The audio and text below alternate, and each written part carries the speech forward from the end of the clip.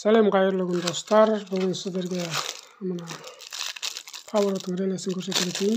Көп кісілер сұрап жатады, бұл не ролы бар, қандай жұмыс атқарады деп. Бұл негізгі ролы повороттың жылтылдап жануына және аварийканың жылтылдап жануына жұмыс жасайды.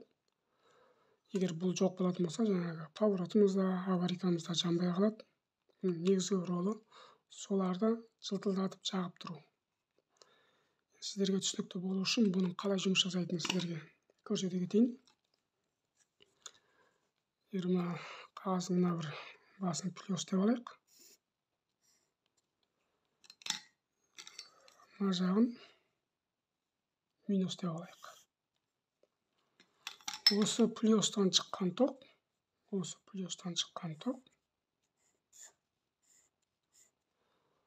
бірден замокқа келеді. Осы замокқа келеді. Замок қосылған жағдайда мына қызыл тоғымыз бізге қара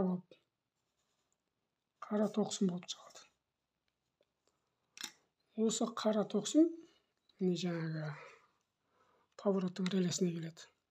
Осы релеге келгеннен кейін бұл повороттың релесінен осы жаңа кірген қара тоқсымыз бозғылт қоңырсым болып шығады.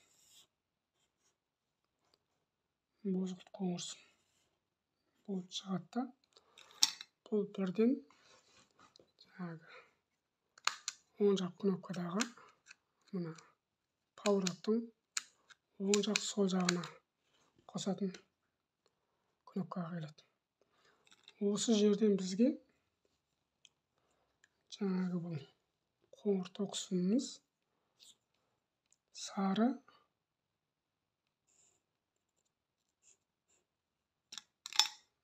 және аспан көк болып бөлінеді. Аспан көк болып екіге бөлінеді. Яғни мына кнопканы оңға қарай қосқанда аспан көкке, солға қарай қызыл сарыға қосады. Осы екеуіне мына жақта минустан келген көксім арқылы поворот жұмыс жасайды. Яғни оңға бергенде көксімға жалғанып, поворот оң жаққа бұрылатын поворот жанады. Сол жаққа бұрсақ, сарыға қосылады да, сол жақ поворот жанады. Енді осы барыста қазіргі кездегі мотоциклдерде шығып жатыр, аварийканы бірге қосып қойған.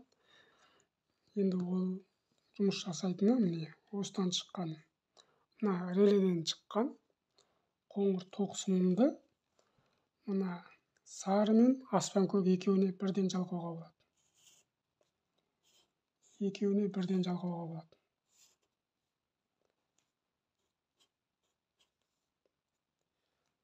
Осы екеуіне бірдей жалғанған жағдайда бұл аварийка болып жұмыс жасайды. Яғни мотоциклдің 4 повороты бірдей жанады және аварийка болып жұмыс жасайды. Бұл қазіргі кезде қытайский мотоциклдердің повороттың тоқ жолы. Енді бұны бірден аккумулятордан алып жалғанады. Енді оталып тұрған жағдайда мына реледегі плюс-минус арқылы да жұмыс жасай береді, егер аккумуляторыңыз жұмыс жасамаса.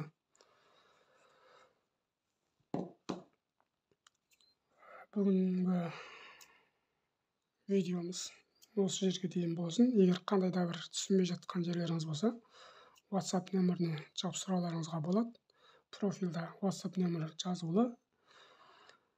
Егер бұл видео түсінікті болса, достарыңызға таратып, көп адамның көруіне мүмкіндік жаратыңыздар. Достарыңызға беріңіздер. Және қолдап, қуаттап, лайк басып отырыңыздар. Келесі видеода кездескенше сау, саламат болыңыздар.